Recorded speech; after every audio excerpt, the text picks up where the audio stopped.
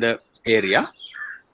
As Dr. Chaiven introduced, I am Janaka, and my surname is Alawatugoda. It is an area of Sri Lanka. It is my surname as well. And I'm a senior lecturer at the Department of Computer Engineering, Faculty of Engineering, University of Peradeniya in Sri Lanka. So this is a little bit about myself, and I have a BSc in Computer Science from Peradeniya University, PhD in QUT, Queensland University of Technology, where I met Dr. Chaiven. She completed the PhD few years before me. And currently, I'm a fellow of British Computer Society, member of Computer Society in Sri Lanka, and ACM and ISCR member. Okay. So today, the presentation is, the outline of this presentation is we are going to talk about side channel attacks. What are the side channel attacks? We just try to understand the concept and the things. And then leakage resilient cryptography. So what is the idea of leakage resilient cryptography, and what is the relationship of leakage resilient cryptography to side channel attacks? And also then we take a look at a few security definitions addressing the leakage. So once we talk about leakage resilient cryptography, you will get some understanding about this third topic, the definitions, and then how to construct leakage resilient schemes. So I'm not going into very deep details about the fourth topic, but something just to mention the buzzwords and give you some overview. I'm sorry, I'm in outside, so you may have heard the sounds of a lot of birds. Okay. That's good, natural. Okay, so side channel attacks. So what are the side channel attacks? As this slide mentioned, leakage information from cryptographic implementations can be used to reveal secret parameters such as encryption keys. So we know that when we have cryptographic systems, like if you use a computer to encrypt your messages or encrypt your files or whatever, for whatever purpose, we can consider that computer as a system. It's a cryptographic system, a computer, and a cryptographic algorithm or cryptographic implementation or software is running on that computer. So cryptographic system. So when we use that kind of cryptographic system, the cryptographic schemes are designed assuming the mathematical hardness assumptions. But naturally or normally, when we do not consider about the details about the implementation and what are the extra things coming with the due to the implementation, we are not considering when we design the cryptographic system, cryptographic algorithms. So there is a little bit of a gap between the cryptographic algorithm and the real implementation of that particular algorithm in a system. So leaking information, that means like when you encrypt a file in your computer, somebody can measure a time taken for that encryption. So for example, I can say I am encrypting 10 MB file in my computer. Somebody can measure the time to encrypt that file, and also I'm encrypting a few GB file in my machine. Somebody can measure the time and can notice that the few GB file takes more time to encrypt. So for that kind of information is leaked. But when we develop or design the cryptographic algorithms, we do not consider that sort of information. We just say encrypt. Encrypt is something like just a point of time. No matter how the file, how big the file is, we do not consider that. But once we implement it in the system, there are certain information, certain details can be observed by outsiders due to the implementation, the practical issues. And so, they are the things called side channel attacks. Not only the time that can be maybe information leaks from the electromagnetic radiation, timing, or sometimes power consumption.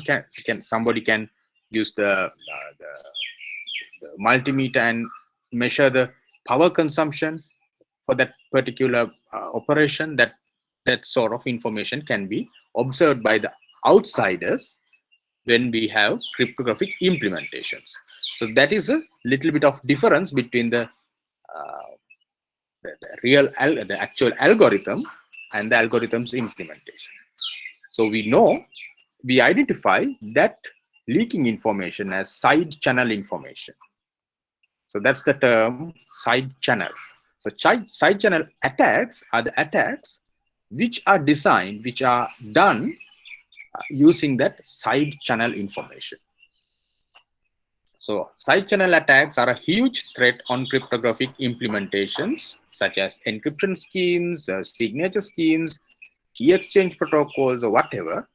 So we try to keep our secret key hidden and try to encrypt some message or sign some message or exchange a key, but due to the practical implementation issues, some extra information that are not included in the algorithm's original design can be leaked to the outside. That is side channel information, and the attacks done using those side channel information is known as side channel attacks.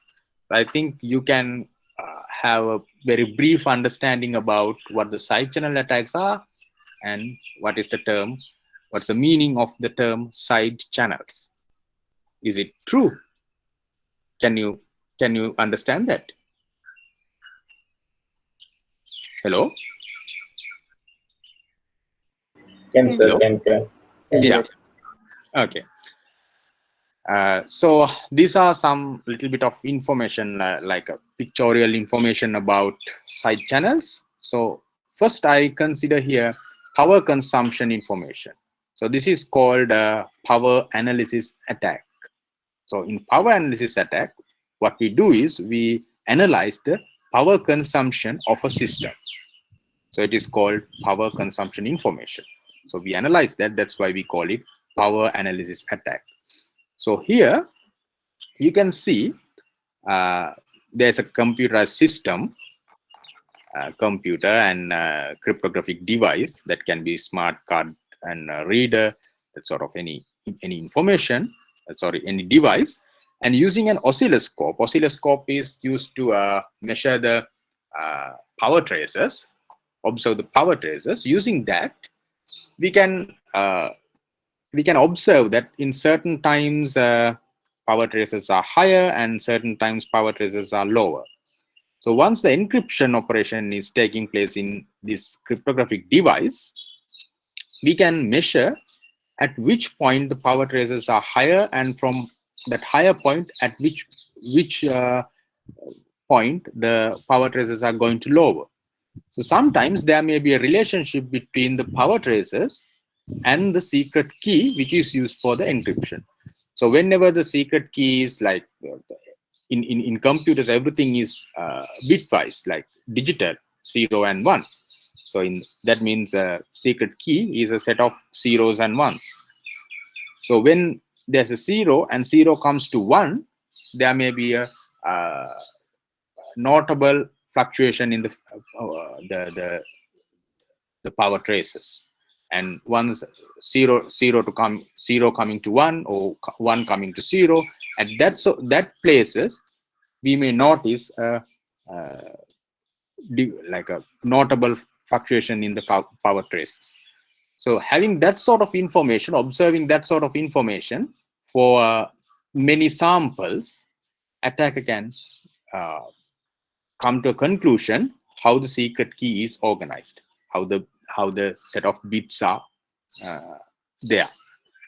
So that sort of there is some little bit of detail about power consumption attacks or power analysis attacks.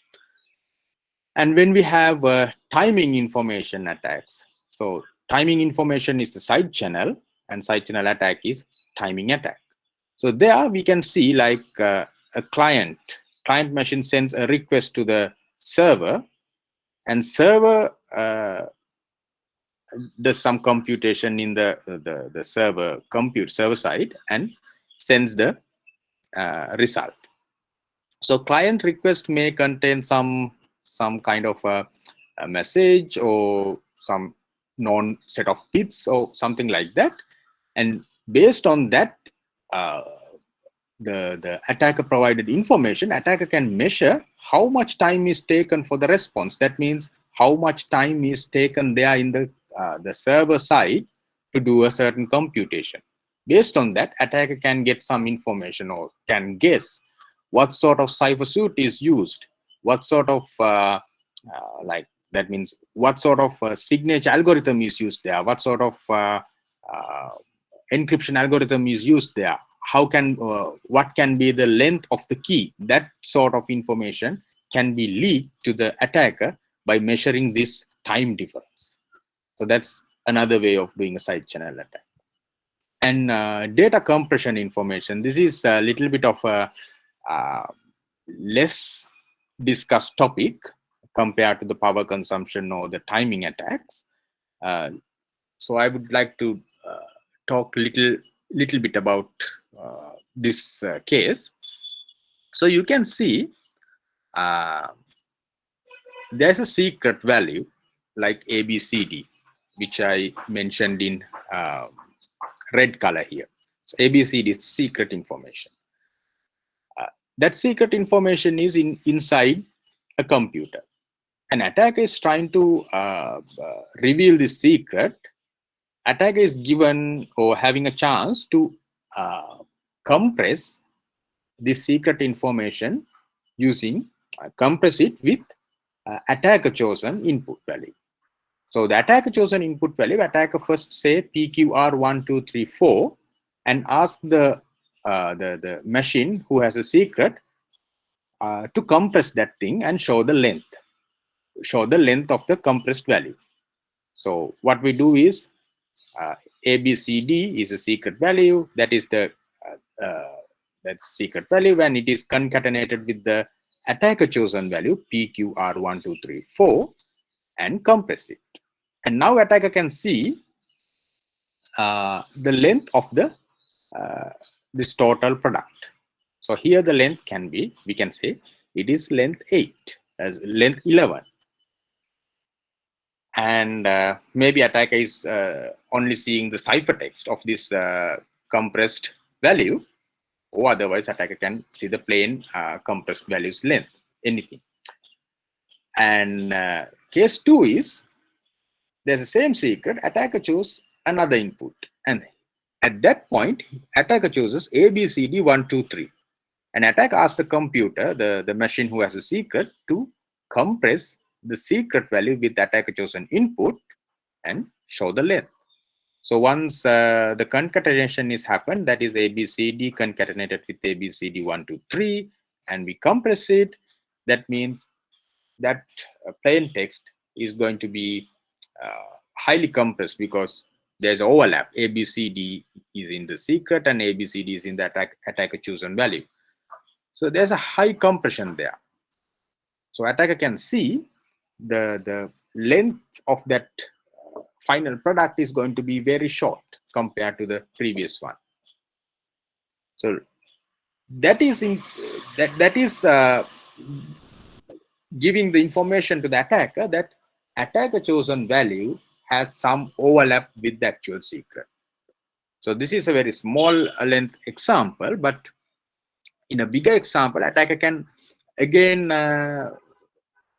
choose another value and try whether the compression is higher or lower, and it is low. Attacker learns that some part of that attacker chosen value is in the secret.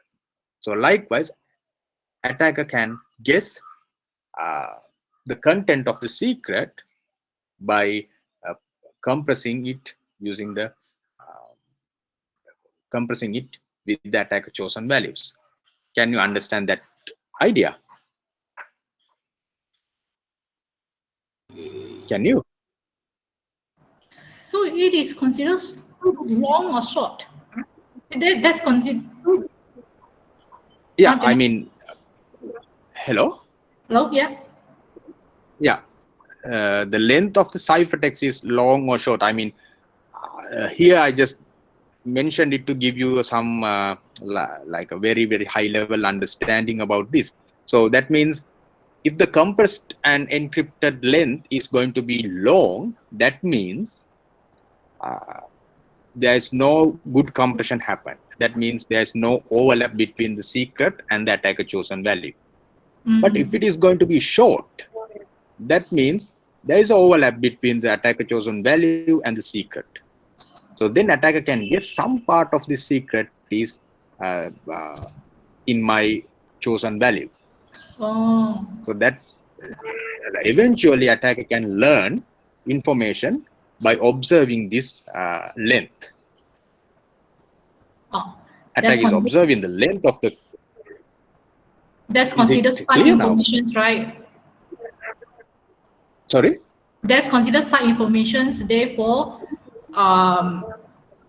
the side informations that will be some things that are repeated because the input is that, because it's short, means that the input that they're chosen are repeated. Yes, yes. So that short can be means, yeah, short means highly compressed. Highly compressed means there's overlap between the unknown secret and the attacker chosen value. Okay.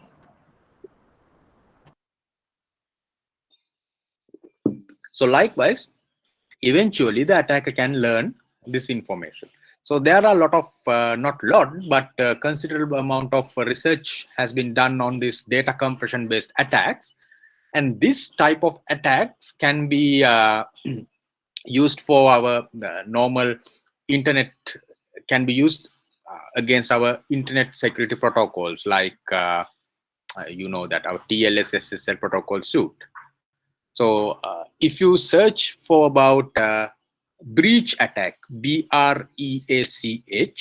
breach attack or crime attack, these attacks are based on this idea, the data compression leakage.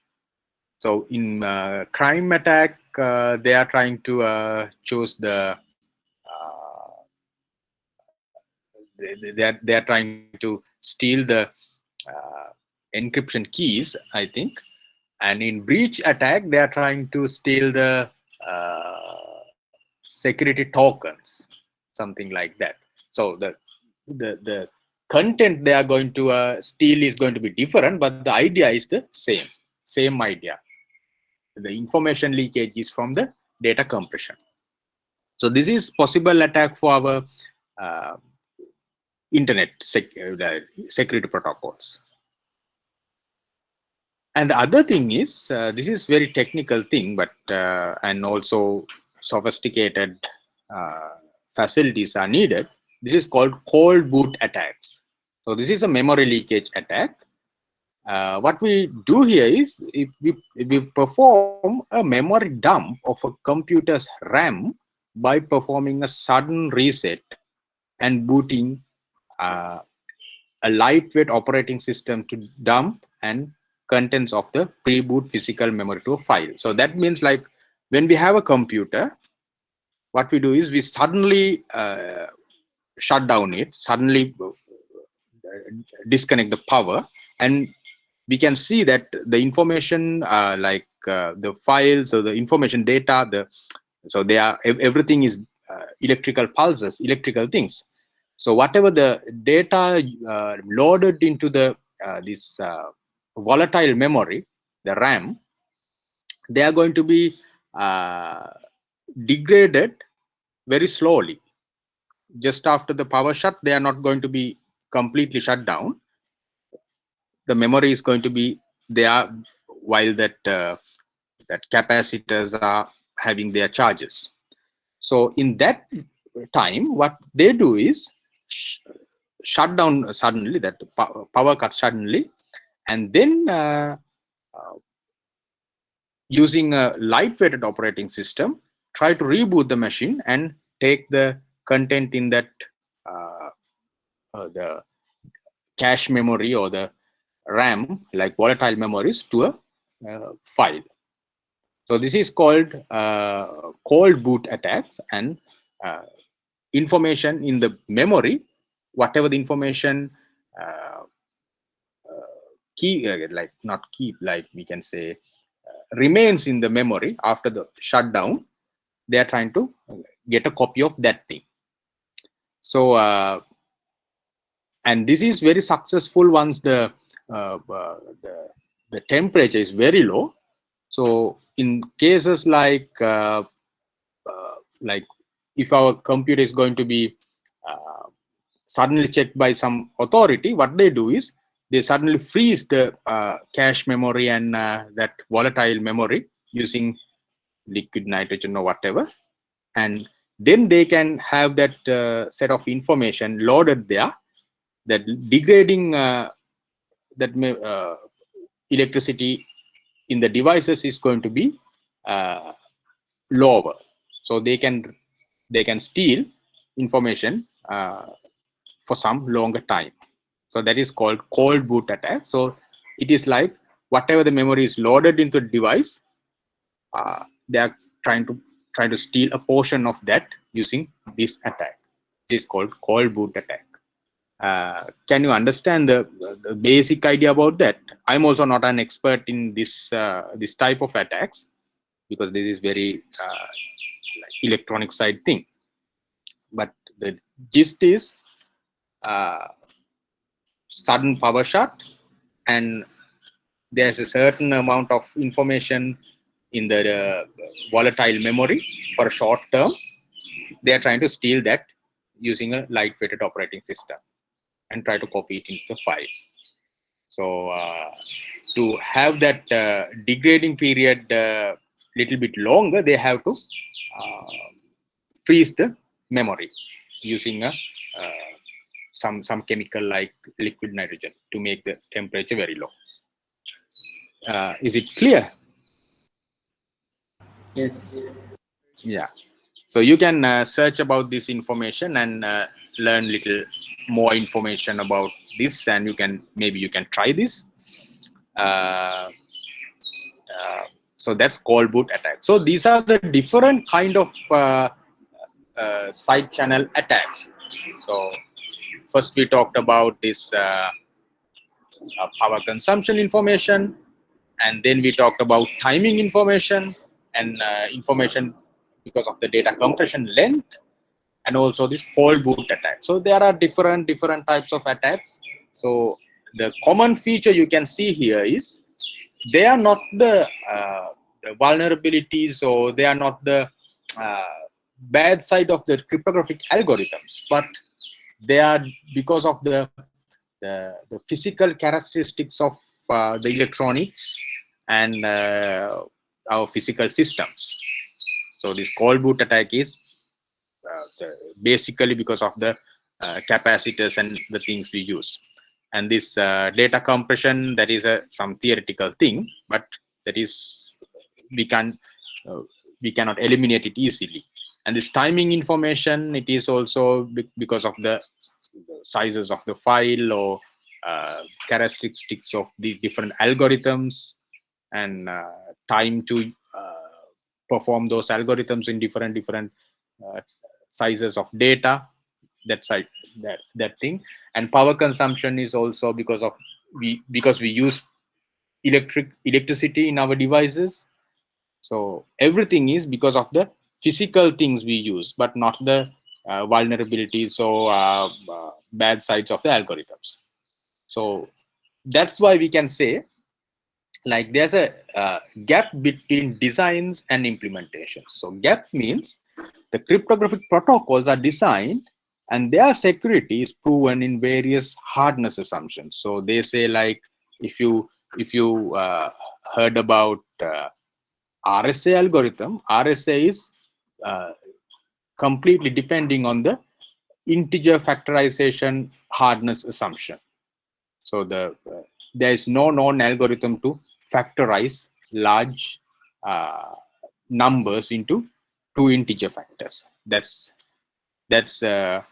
true thing. No known algorithm and no known computation facility for that. Based on that, RSA algorithm is designed, and discrete logarithm problem is hard in our real computer systems. Based on that hardness assumption, there are many encryption schemes as well as Diffie-Hellman like key exchange protocols. So they are designed and proven their security based on various hardness assumptions. But when we implement those things in real world systems, side channels are available because real world things are electronic, and that will open up some leakage which is unavoidable because we have to use the electronics, we have to use the physical, we have to deal with the physical limitations. So that's because that is the real world. But in cryptographic algorithms, we just consider the ideal world. We do not consider time there, we do not consider some medium there. We just consider the mathematical operation, input and output. We are not considering time, we are not considering the electronics, nothing. So that's the gap between the designs and the implementation. So there's a gap between original designs and implementations. Side channel attacks are not addressed in the security proof of most of the original designs in RSA crypto system, in Diffie-Hellman protocol, or whatever the key exchange protocol we use, and signature schemes, stream ciphers. They are having their security proofs based on hardness assumptions, mathematical hardness assumptions, but they do not address the side channel attacks. So that's the gap. So there should be a way to incorporate the side channel attacks in the security proofs. So the new requirement now is to consider these side channel attacks and model them in the security proofs. So if we can model them in security proof, that means we are considering the side channel attacks or the information leakage in our security proof. And in such a security proof, if we can provide it for a certain crypto system, that means we have a theoretical guarantee that our crypto system is secure against side channel attacks as well. So should include mitigation mechanisms for the side channel attacks into the protocol designs, and using that we can prove the security of our protocols or the cryptographic schemes, encryption schemes, signature schemes, using in a model where the side channel attacks are addressed. So that sort of cryptography is known as leakage resilient cryptography.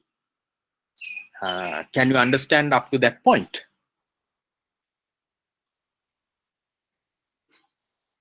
Any doubts, any questions?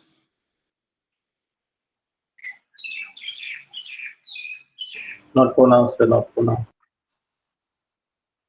Dr. Chaiwen? No, I believe they don't understand. Okay. So I understand. But you I understand. Okay. Okay. So sorry, sir. Excuse me. I have a question, sir. yeah, sure. Since how to say side channel attacks happen when physical systems are not considered for cryptographic implementations, Yeah. is it possible that there are cryptographic encryption devices that hard coded to function physically instead of through an algorithm? Yes, that sort of thing is done in leakage resilient cryptography. So we here, like in a traditional cryptographic algorithms, side channel attacks are like side channel, the mitigation for any side channel information, side channel attacks is not considered.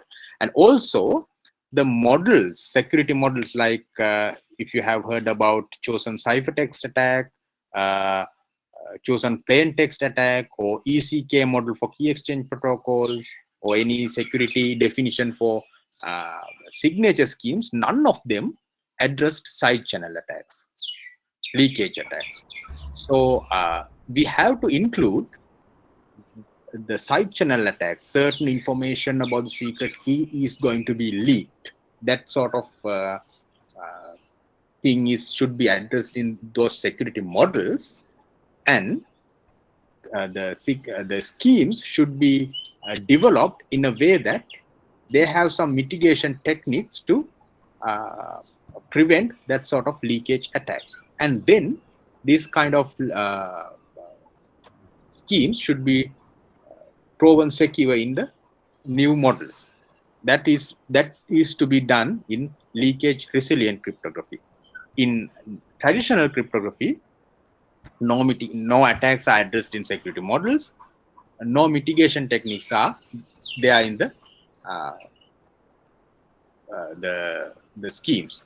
So that's natural, like no mitigation techniques, because they did not consider side channel attack. That's why no mitigation techniques. Or can we just make it simple?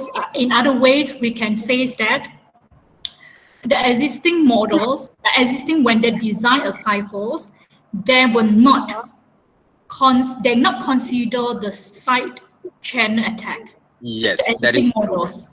So that means that when someone is designing for a house, they are assuming that the house will not being attacked by any attack by the site. I mean, like this: if we are designing a house, we are having locks, like door locks and everything. That's traditional thing. And maybe we are not considering,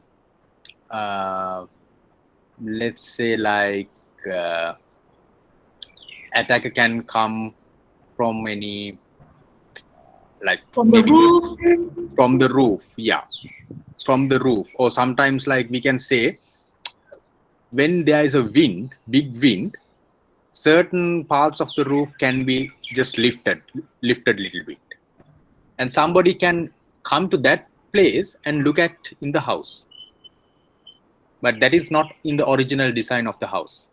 Yes. Original design, what we do is we make our windows dark, we make our everything dark, and we have curtains and everything, and then we consider, okay, nobody can see inside the house. Yes.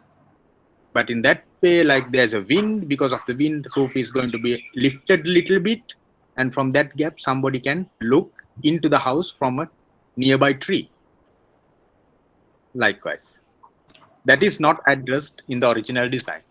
Yes, that's why currently Jenica try to design a house would take considerations on all angles, dark the windows, and also to make sure that the people cannot see from the outside and from the tree, for example. Yeah. So that means now in our model we consider, okay, wind can lift the roof, and we address that thing. We are aware of that thing, and to avoid that, when designing the house, we are having, let's say, something like little bit of a curtain type of thing between the roof and the house, something like that. Or maybe we can have some glue there, even though it is like roof is lifted, there's a kind of a cover.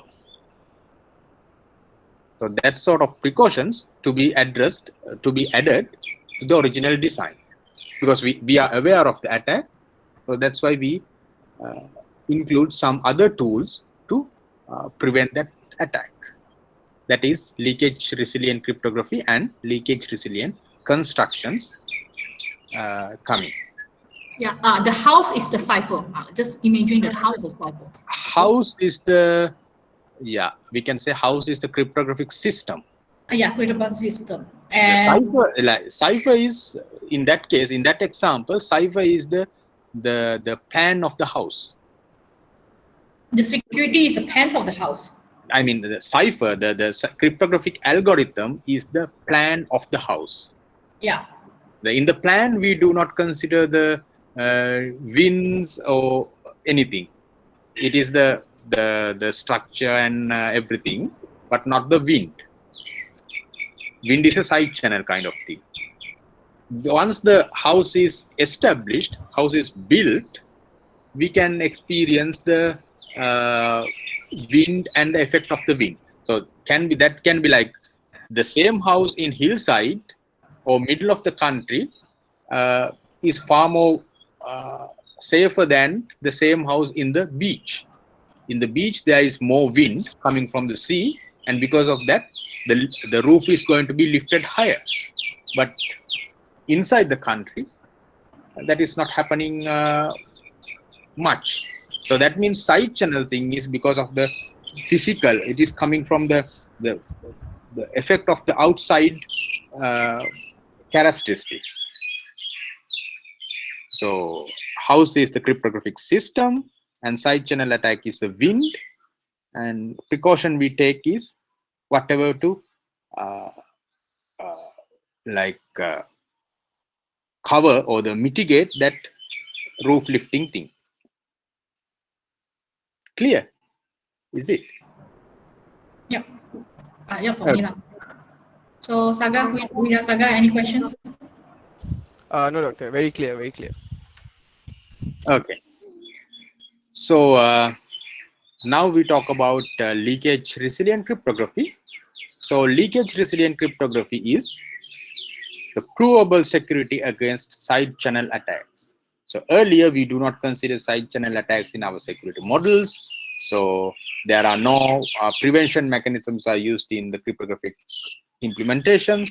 Now we are aware of the side channel attacks, and we try to model them in our security models, and we are trying to construct cryptographic systems in a way that we can prove their security in the new models. New models means the models we address the side channel attacks. Okay.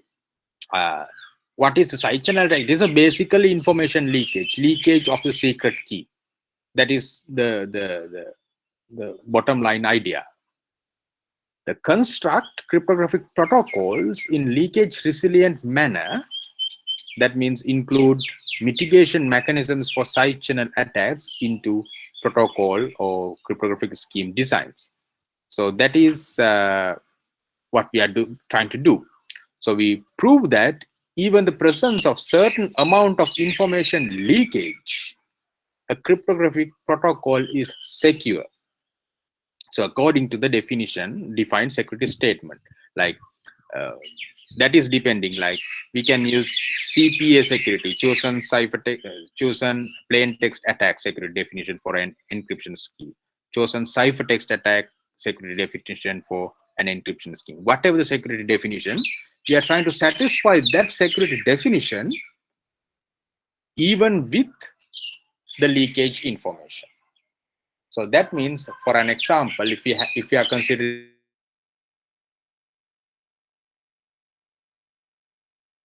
attack with leakage, with information leakage, so it is a leakage security definition there, not the traditional, something more. So leakage resilient cryptography means it's a provable security. Now we design the models, we are aware of leakage attacks, and we are trying to model them, and using that model we are trying to prove security of our new construction. So new construction should be constructed in addition to the normal things. They should have some prevention mechanisms against these side channel attacks. So side channel attack is basically leaking information about the secret key. Okay. So how to model this leakage? So this is some set of ideas about how to do this modeling thing. Adversary get the leakage of secret X using adversary chosen adaptive probabilistic polynomial time function f. So secret, the leakage information, leakage is going to be reveal some information about the secret. That can be the secret key. So we have a secret, so we are trying to protect that secret. That is the thing going to be leaked from the side channel attacks. And there should be a way that adversary is going to be learning information about the secret key. In real world, those side channel attacks, that can be power analysis, that can be timing, that can be the cold boot attack kind of thing. Likewise, anything, any attack that in the real world you can see examples, but in mathematically what we do is we consider there is a function. That function is going to give some f of x to the attacker. That's how we mathematically model it. Input is just x, function is f. That function define the class of side channel attacks, anything, and output is going to be the f of x. That certain value is going to be leaked. That is how we mathematically model a set of attacks in our model. So there are few words I have used there: adaptive adversary chosen function, and adaptive and probabilistic polynomial function. So adversary chosen function and adaptive means, adversary chosen means attacker is choosing the function. What should be the function? If attacker chooses that, not predefined.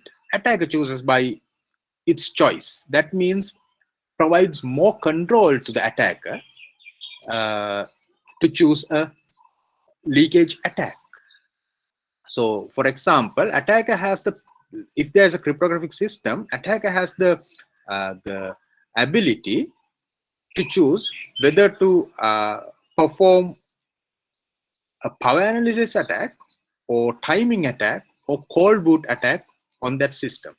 So attacker has the ability or the power to choose which type of attack he is going to perform for that system. So that's why that resembles, we are choosing adversary chosen function.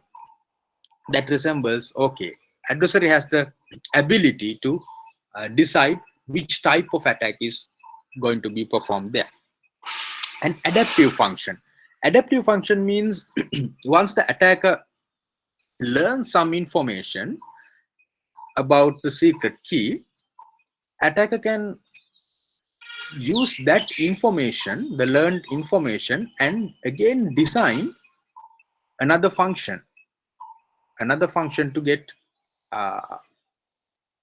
more details from the system. For example, I can say we talked about this compression based attack. In the compression based attack, you can see at the first point, the ABCD is the secret key. First, attacker chooses PQR 1, 2, 3, 4 as that input. Once attacker observe the compressed and encrypted length, attacker knows that there is no overlap, or there is very little overlap between the secret and my chosen value. Now attacker has the ability to design another function, that means another input to this system. Then attacker choose ABC 1, 2, 3, 4. Then attacker can see there's a big overlap. Because of that, next time attacker know ABC is going to be, most probably ABC can be in the secret. So attacker can think ABC D 1, 2, 3. So if there is D in the secret, there is going to be more compression than the previous one. If it is not D, that means there is a less compression than the previous one. Likewise, attacker adaptively learn information from the previous function. So attacker has the ability to adaptively choose the function. That's why adaptive word is used there. So adversary chosen and adaptive means provides more control to the attacker about this leakage, how to get the leakage and how to learn the information from the leakage and use that learned information to get further leakage should be attacker's ability.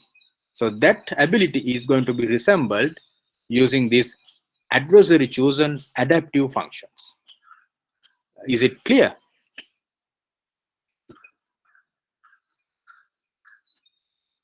Hello? Yes, thank you. And other thing is probabilistic polynomial time function. So probabilistic polynomial time function means the function should be efficiently computable in our existing computational systems. Like our we have computers, we have algorithms, we have everything, and the adversary chosen function should be efficiently computable within the existing computational powers. Otherwise, this function is going to be useless.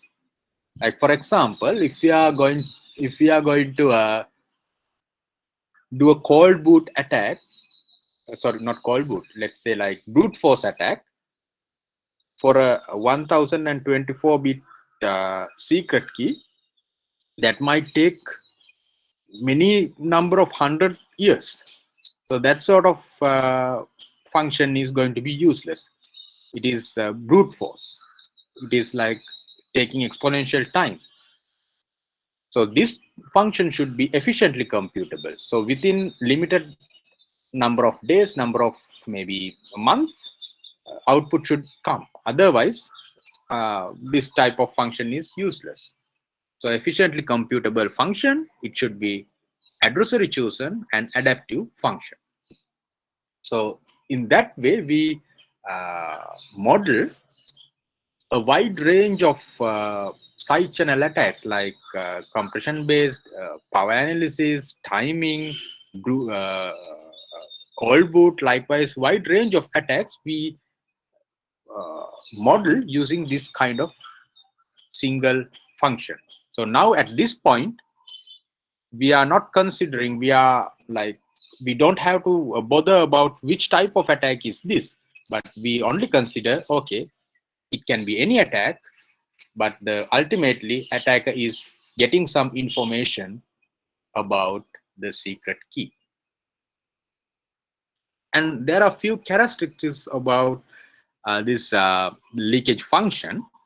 It can be arbitrary probabilistic polynomial time function, anything, or there's a special class of function that means arbitrary probabilistic polynomial time function, but hard to invert.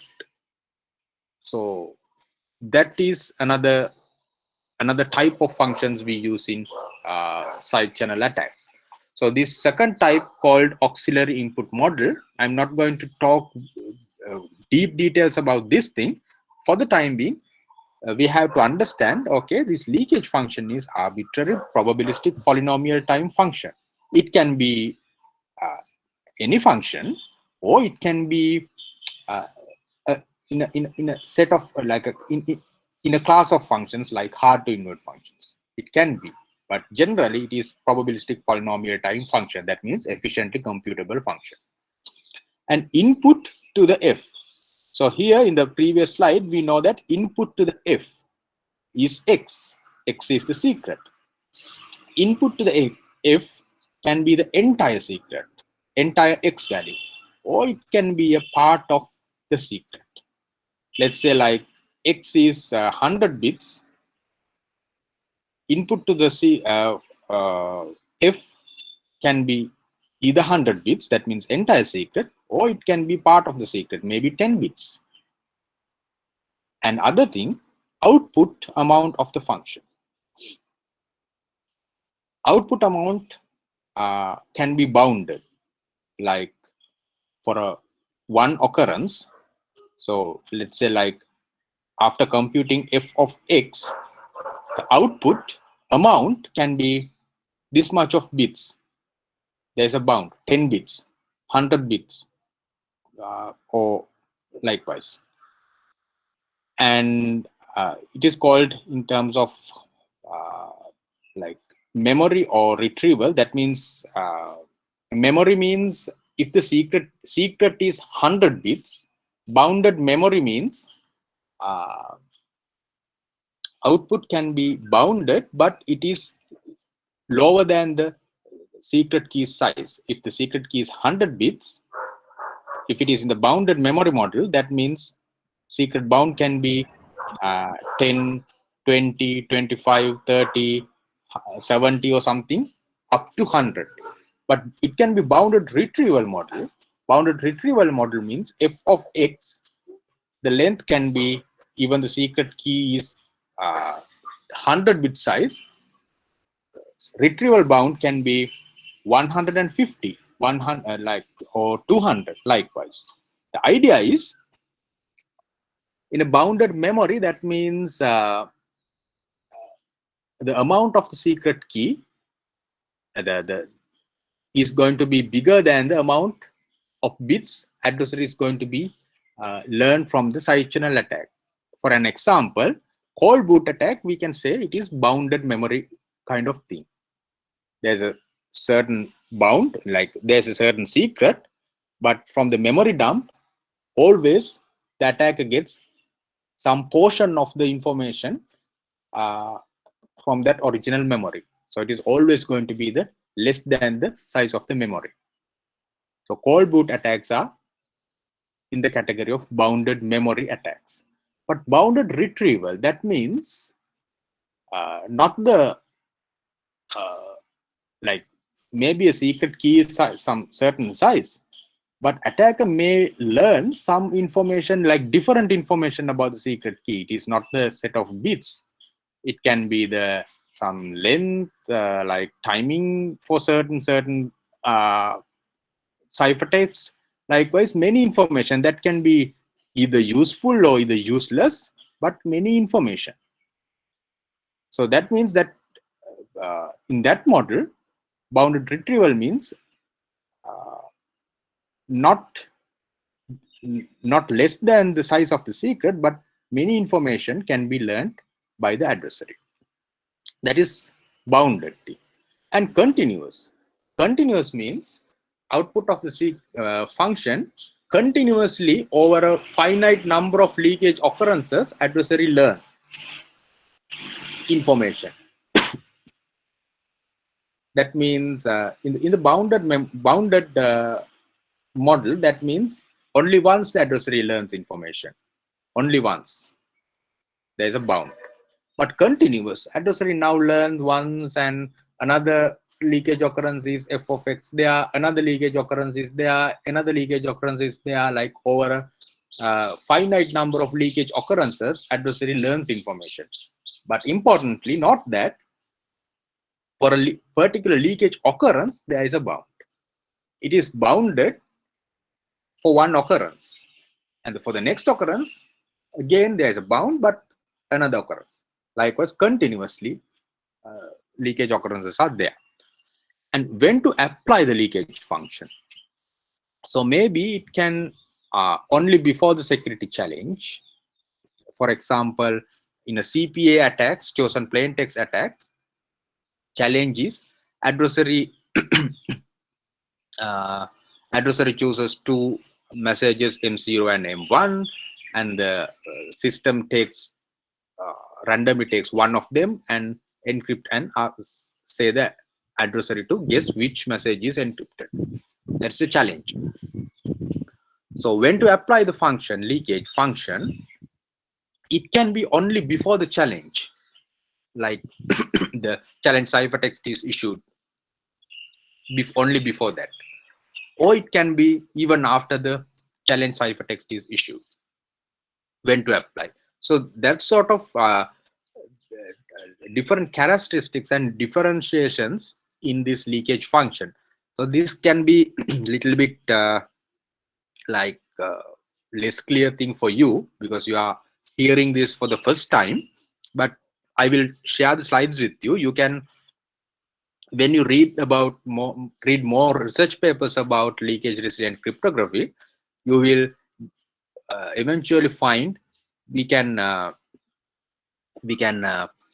categorize secret the leakage resilient cryptographic models in this kind of categories based on the leakage function. Is it clear? Anything to be clarified? Just ask me now. Any other questions?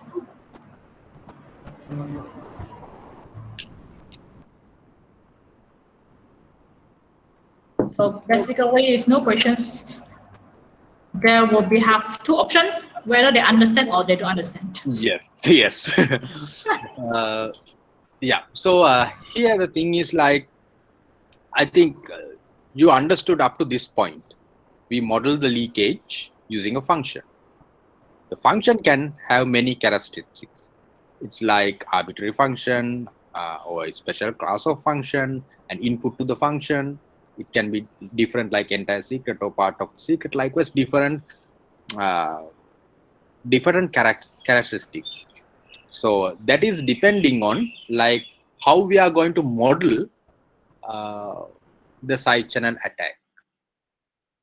When you read about like I came to this point, this table after reading about these side channel attacks for many years. So it is not very easy to categorize like this, but you will eventually see that there is a categorization like this. If you are really interested and doing your higher studies in cryptography, leakage resilient cryptography, then you will see these kind of basic classes of leakage functions. You can classify them. Okay. Let's look talk a little bit about these characteristics. So entire secret, I said like input to the leakage function can be entire secret or part of the secret. So entire secret that resembles memory leakage like cold boot attacks. Why is that? It's because in cold boot attack, entire secret is there and it is loaded into volatile memory. And we are going to steal memory dump from the volatile memory suddenly.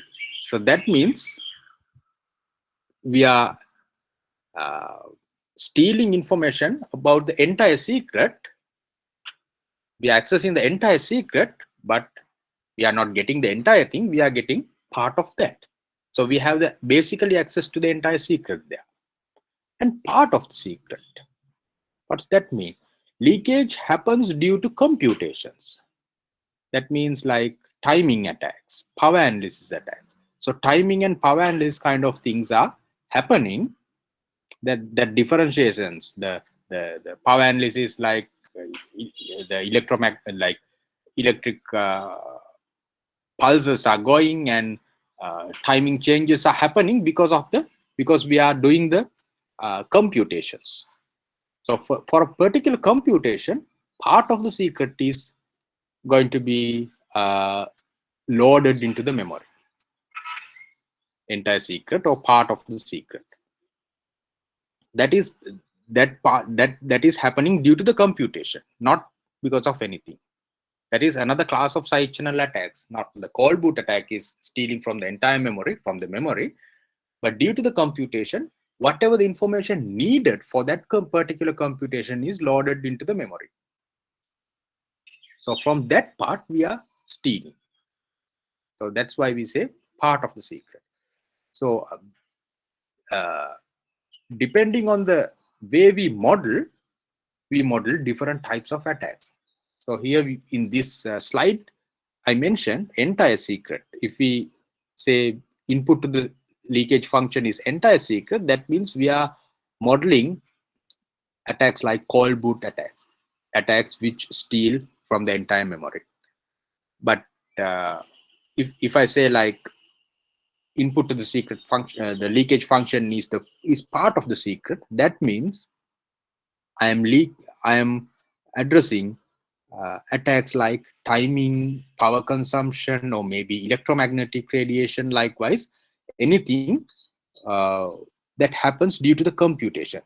That leakage happens due to the computation. So leakage happened due to the computation means whatever the information needed for that particular computation is loaded into the memory. From that information leakage happens. And bounded leakage lies memory leakage like call boot attacks are addressed there. So entire secret is loaded, but portion of that entire secret is going to be stolen.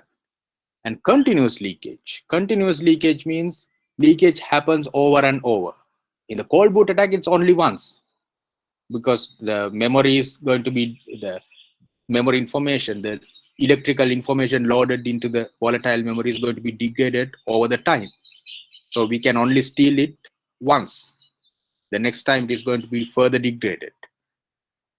And the continuous leakage, like if we are continuously encrypting details, messages, or continuously signing messages, that means attacker can learn leakage information continuously, like using timing attacks, power analysis attacks, or electromagnetic radiation. Likewise, whatever due to the computation, due to the power, and due to the memory access, and due to the timing differences, whenever we are doing the computation, details are leaking, information is leaking. So we are measuring that information continuously. That is continuous leakage attack.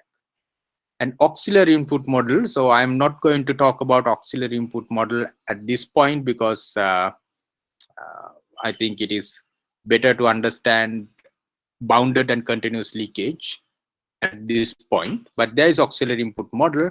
It is, we can consider that as a more general kind of bounded leakage. Okay, I'm not going to talk about that, but I think you understood about bounded and continuous leakage, and what kind of real world attacks are mapping into these categories. Is it clear? Is there anything to be clarified? Please ask me.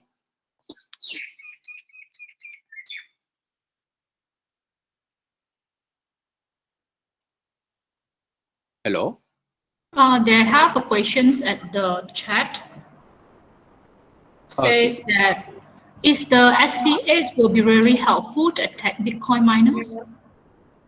Is the SCA will be really helpful to attack Bitcoin miners?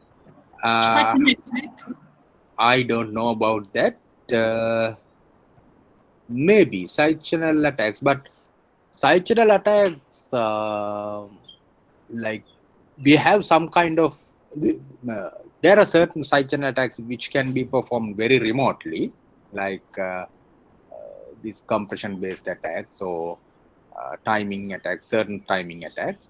But power analysis attack and electromagnetic radiation, that type of attacks should be performed very close to the target system. For example, if we are using like power analysis attack, that can be like let's say like for an ATM machine, there can be a circuit attached to that by the thieves, burglars, and they are trying to read the power analysis information and reveal the pin number, that sort of thing. So very like there should be some kind of inside attack. So that should be possible, but I'm not aware of details about Bitcoin things. But I think like if it is a side channel attack, as the attack is applicable for all applications, right? Because it's released the set informations. It just depends that what kind of informations that you want to get. Yeah. Right. Yeah. So if it is a Bitcoin miners, there should release some electromagnetic or some powers. Yeah. We need to model it. Yes, I think so. Power analysis attacks that might be possible, but uh, here there are there are limitations. I Yes. mean, that certain information should be observed very closely. Certain information can be observed remotely. So depending on the attacker's Re- capabilities, remotely might be difficult a little bit, is it? Because it's, as you say, that the powers that need to release, and then we need to measure the yeah. release. I mean, for power analysis attacks, it is not possible to perform remotely. It should be very close by, like kind of inside the attack.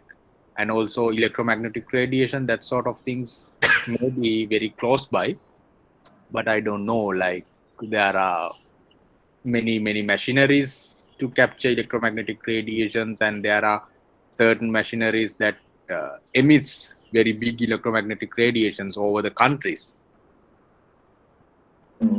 Yeah, there are certain like limitations, but I think there's a possibility. Yes. Yes, we cannot, like, for this kind of attack, we cannot just block says that okay, you cannot do that, but you have to try first. So possible that you can get some information from that. Yeah, and Yeah. I think this is like the side channel attacks are. Uh, it is very like people need to observe the system first. Yes.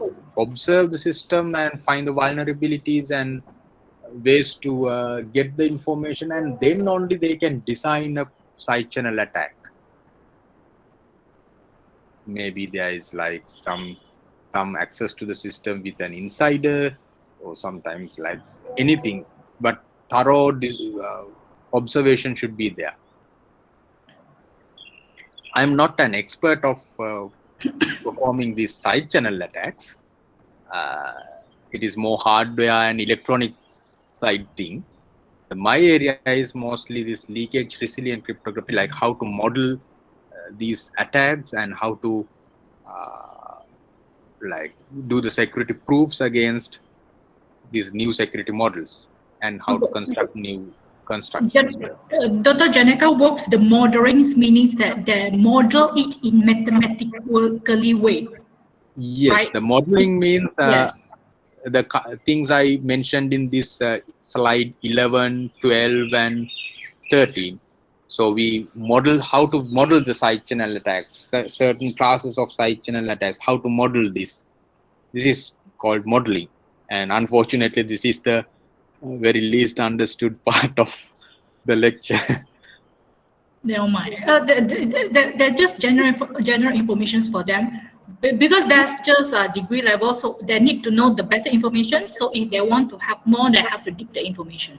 Yeah, So this information is really matched with their levels. That's yeah, good. yeah. But I think having this kind of very basic understanding is enough, and they Yes. can eventually develop by reading research papers when they are really interested in doing further studies. Yeah. Can we move further, or Yeah, do we yeah. have any more questions? Any more? Is it We go clear? first. We go to the next first. Huh? We go to the next first. Okay. Okay. So now let's look at some security selected examples of security definitions addressing leakage.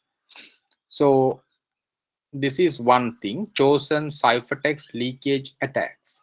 So before talking about this thing, I guess you guys are aware of CCA2 security definition. Am I right?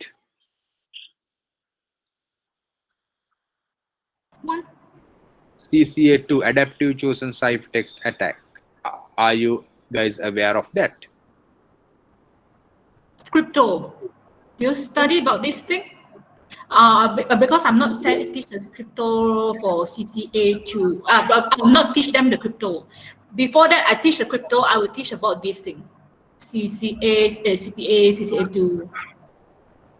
Okay, so I just give you a very basic details about the CCA2 thing.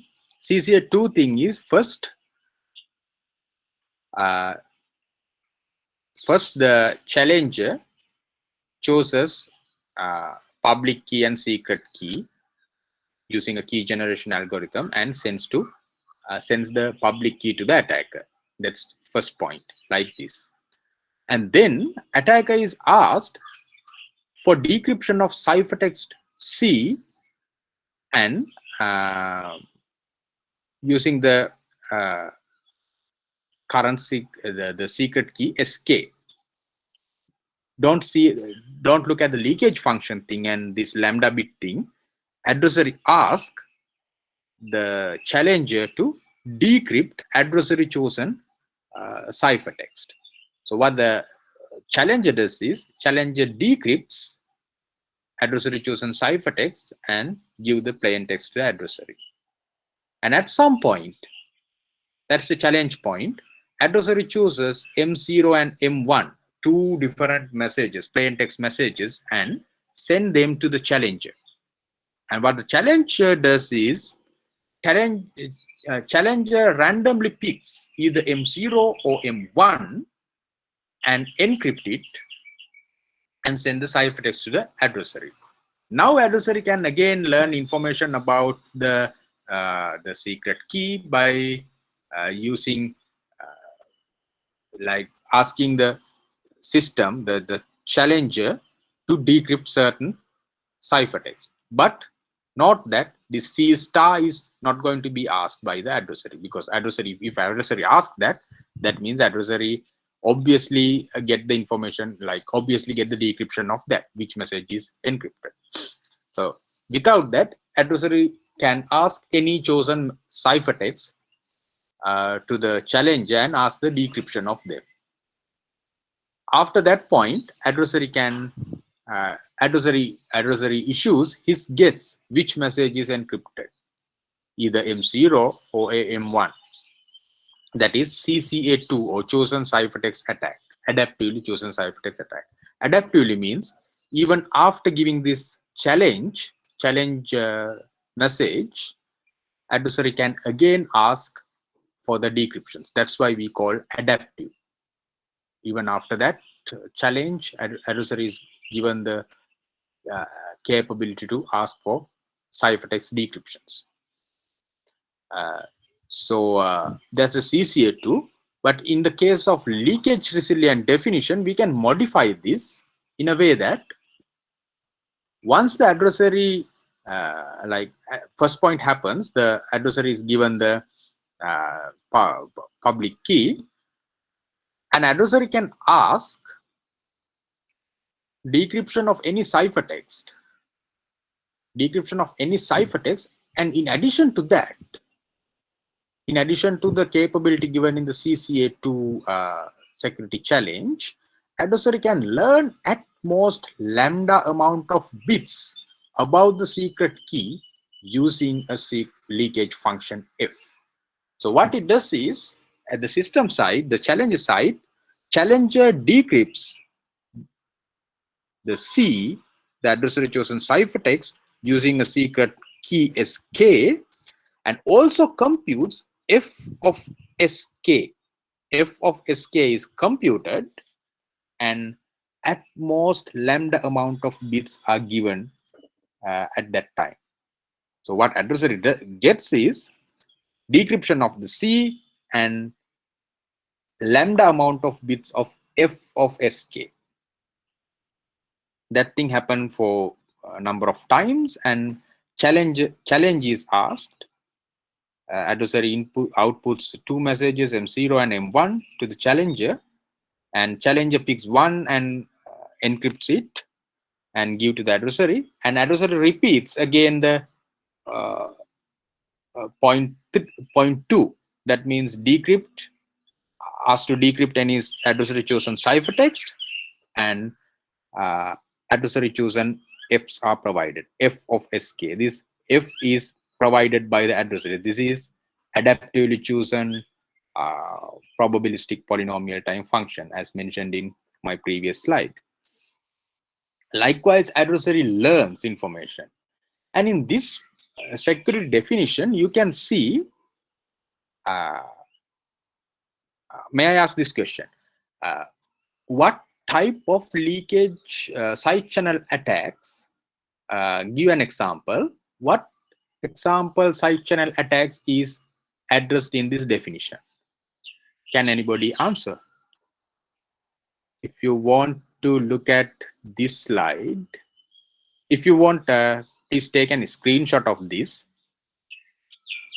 My question is, give an example side channel attack that is addressed in this security definition. Take an screenshot of this and look at this slide.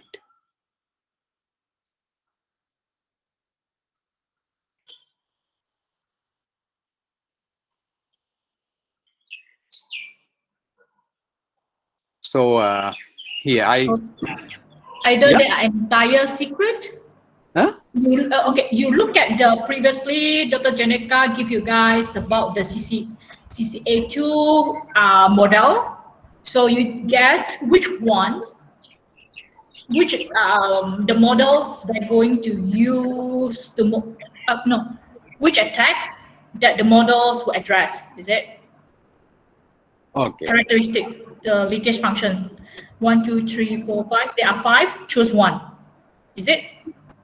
Yeah. So let's discuss like this. So here, so I first mentioned about the CCA2 attack, and I mentioned about the modification to that CCA2 attack and how it comes to CCLA2. That means modification is this adversary chosen leakage function is there F, and in addition to this decryption of the C value, adversary is getting the F of SK. That's the modification.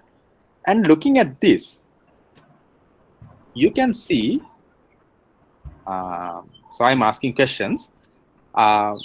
So at what places this leakage function is activated? At what places? Look at this. What place the leakage function? What place? Doctor, can I guess now? Sorry. Can you guess? Can I guess now? Yeah. Janeka, there's no answer. They just guess. Yeah, I guess. So I think the answer is a part of the secret, because like we may get part of the like the plain text, and then we can do the chosen cipher leakage attack. I think because I'm not familiar with cryptography and so on. So you guess it is part of the secret. Part of the secret, yeah. Yeah, part of the secret. And okay, that is correct. Part of the secret. And which place? Which place? For which computation it happens? The leakage function is activated. Which step or which functions it happens? What happens? This one I'm not sure, because like timing attack is like the request and then the response, they didn't have the plain text or what. And the power analysis is like you look at the you show us the graph, right? You show the 10101, but I think it's that one power analysis attack. We look at the 10101, that one, the graph one. Maybe I think just guessing. Yeah. You say power analysis attack. Yes, doctor. Yeah. So it's like this. We have this leakage function according to this definition, CCLA2 definition. You can see the leakage function is activated at the point of decryption. So when the attacker decrypts the C value, the system, the challenger decrypts the C value, C, it computes the f of sk at the point of decryption. So that means with the computation, this leakage is activated. So according to this definition, this security definition, CCLA2 definition, it is addressed at the point of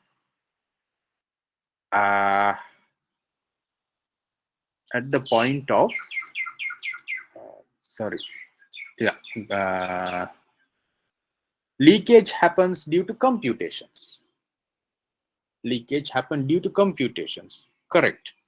And you said it is part of the secret.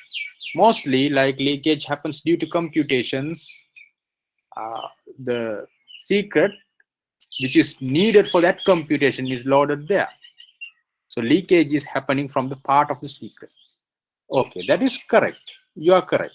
So it can be maybe timing attack or power analysis attack or electromagnetic radiation, or maybe any attack we are not aware of. But it belongs to this class of attacks. Part of the secret, and leakage happens due to computations. Whenever the system is sleeping, whenever the information is loaded but system is not doing any computation, attack is not happening here. This is the leakage function is embedded with this place. So that means leakage with the computation. So most probably, like, this definition addresses leakage attacks like timing attacks, power analysis attacks. As you guessed, you are correct. Anything like happening due to the computations. And also we can see this leakage happens continuously. Like adversary can ask a decryption of C, and another time he can ask decryption of C, another C, another C, another C. Likewise, at every query of C, f of sk is given. So continuously lambda bits of secret is leaked. It is continuous attack, part of the secret, and continuous leakage is happening there. So timing attack, so power analysis attack, whatever can be there. So this security definition is capturing that certain types of attacks. Let's say we are considering about the memory leakage attacks like cold boot attacks, memory dumping. So we do not need to embed this f of sk at any point like this. It can happen at any time, that is stealing from the memory.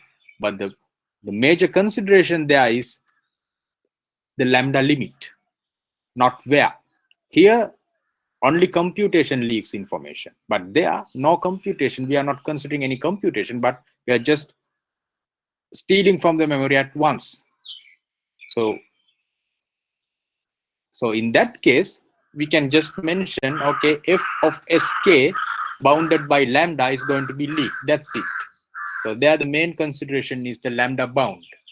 But here lambda bound is particular for one leakage occurrence. But there are only one leakage occurrence is there in the cold boot attacks type of attacks. Is it clear? I like these questions, Janika, the way you are conducting this, and relate the models with the models with the given examples. Sorry. I mean, I'm very clear with this. It's a good presentation for this one. It's a guided, which is very good. Yeah.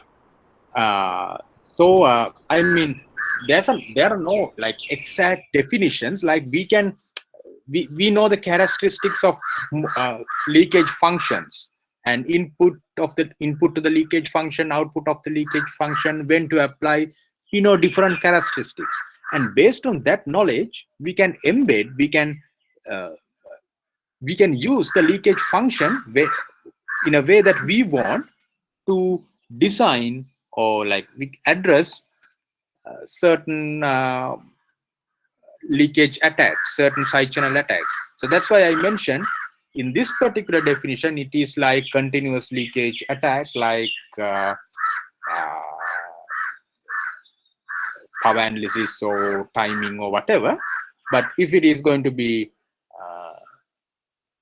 going to address the cold boot attack,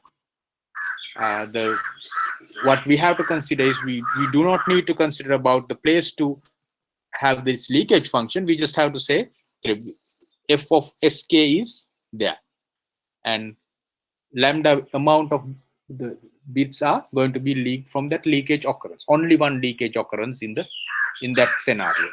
So having, like, we can address the certain, like, various leakage attacks by using this leakage function, having this knowledge. Okay, and this is for public key encryption scheme. And another thing, I don't think this example is very good, but I try to explain it. Okay, this is for authenticated key exchange protocols. It is authenticated key exchange protocols are kind of a complex topic, and security models are also complex, not like the previous one. And there, I only consider not the security model. I just consider part of the security model here. I mentioned only the adversarial capabilities of a particular leakage, particular key exchange security model. So adversary has the capability of sending messages, session key reveal, ephemeral key reveal, and corrupt queries. So these are the adversarial capabilities. In this point, I say leakage function is embedded with this send query. Send means adversary can ask the system to send a message from one protocol participant to the other protocol participant. That is the request of send query. And leakage function is embedded there. So that means I ask a simple question from you: at which point the leakage is occurred?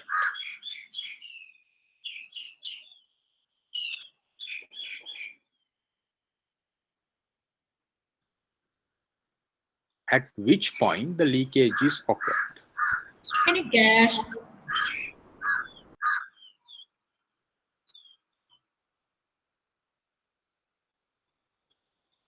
Yeah, here in this adversary list of adversarial capabilities, adversary can ignore the test query. Adversary can corrupt. Corrupt means adversary can learn the long-term secret keys of any protocol participant. Adversary can learn ephemeral key or the temporary secret key of any protocol participant. Adversary can learn previous session keys between any two protocol participants. And send query means adversary can ask any protocol participant to send a message to another protocol participant.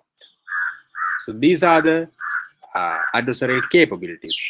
So in our security model, what we do is we embed this leakage function F with the send query. That means whenever the adversary asks a protocol participant to send a message to another protocol participant, at that point, f of sk is going to be computed. So that means whenever the protocol participant is sending a message to another protocol participant, at that point, leakage is happened. That is how we model here. So again, what we do here is we address the scenario like whenever computation happens, leakage is happening. We address that thing. That's why with the send query means one protocol participant is going to send a message to another protocol participant. That means some message is going to be computed. That whenever that computation happens, leakage function is there and leakage is computed and adversary learns the leakage. That's the thing. So here also, whenever computation happens, leakage happens. That means attacks like power analysis, timing, likewise, the continuous attacks are going to be addressed in this scenario. So I just wanted to show you by deciding where the leakage function is activated. Leakage function is activated to compute this f of sk. We can decide about the class of side channel attacks that we are going to address. That's the idea. I think it's a little bit clear for you now. And for example, I will give you a homework. So when you go home, if you are at home, you can see the security definitions for signature schemes and how we can model different kind of attacks, different classes of attacks. That's good way. Different classes of attacks like memory attacks or continuous attacks, likewise different classes of attack, how to model them for signature scheme definitions, security definitions. You can try that. So in signature schemes, what we are going to do is sign in is the place where the secret key is used. When we want to consider continuous attack that leaks information when computation happens, that means at the point of signing, the leakage function should be activated. Likewise, you have to think about that, and according to your need, you can model that. Okay, is it clear up to that point? Any questions?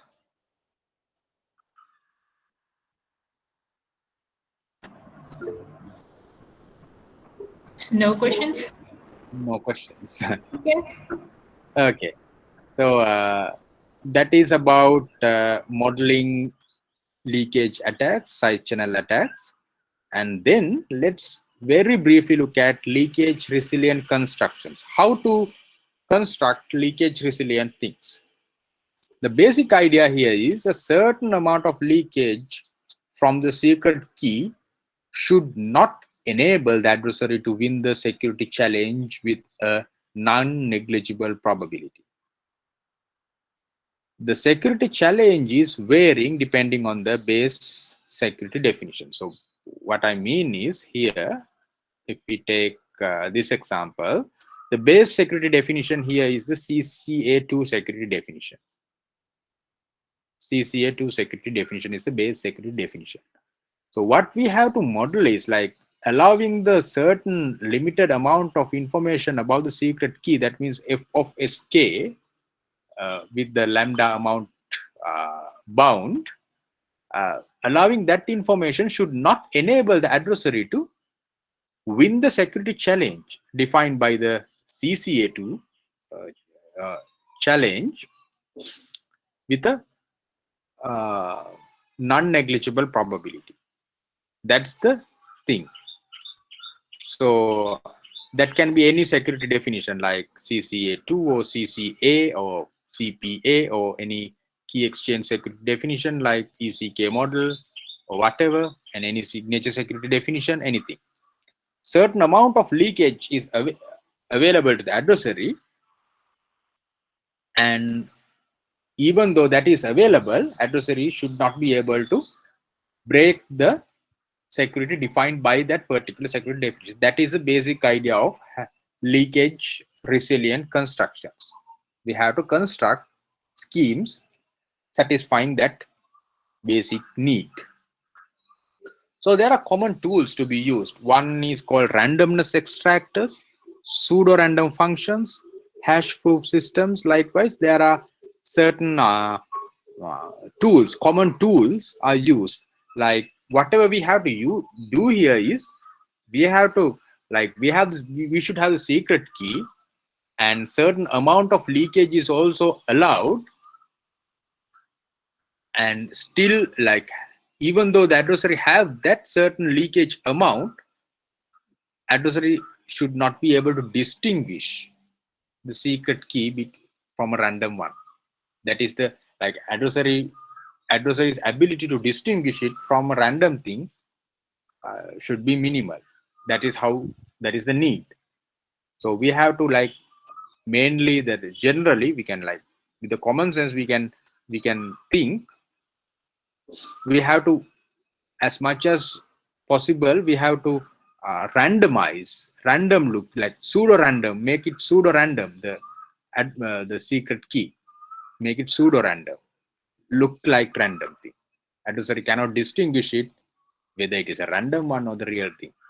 So these are the basic common tools used in leakage resilient cryptography. Using these tools, this randomness is obtained. I'm not going to talk about these details.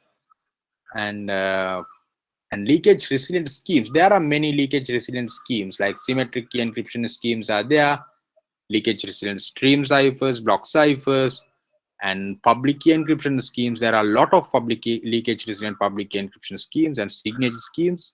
Also a lot of leakage resilient authenticated key exchange protocols. My PhD research area is leakage resilient authenticated key exchange protocols, and there are various other leakage resilient building blocks like hiding schemes, like encoding schemes.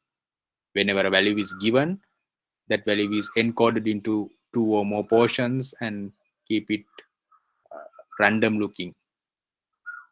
And also refreshing protocol should be there to continuously refresh the secret key to make it robust against continuous leakage attacks, like with the timing or power analysis. So these are the ideas I wanted to communicate with you.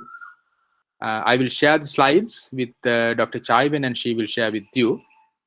So if you have any questions, please ask. Okay, any questions from the floor? Happy to listen to this crypto talk, and welcome to the crypto world. This is a real crypto world.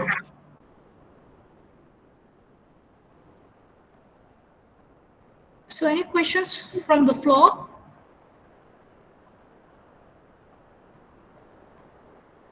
I think they need times to digest all this information. Yeah, that is true. Yes. Because as I know that the electrons for the crypto is not like that. There's kind of the basic things. Yeah, it is true. Yeah. So but for myself, personally, I really like this presentation. So I miss this kind of things a lot. I'm happy to listen to the talk, really. Thank you. For others, especially for those who need to write a report, do you have any questions? So, and again, one thing I need to say, you have listened to the talk of Professor Stebila last time, and he mentioned about post-quantum cryptography. Post-quantum cryptography is one of the very, very hot topic currently, because quantum computers are available in next 1-2 decades. So we all the cryptographic schemes or the protocols we use currently will be outdated by that time, because easily anything can be broken with the use of quantum computers. And also I think when we go for quantum computing, quantum cryptography, there is again there will be a room for leakage resilient cryptography there, because we have quantum computers, leakage can happen there as well, and we should have identify the leakage and model the leakage, and we have to construct post-quantum cryptographic schemes in a way that they are robust against certain leakage attacks.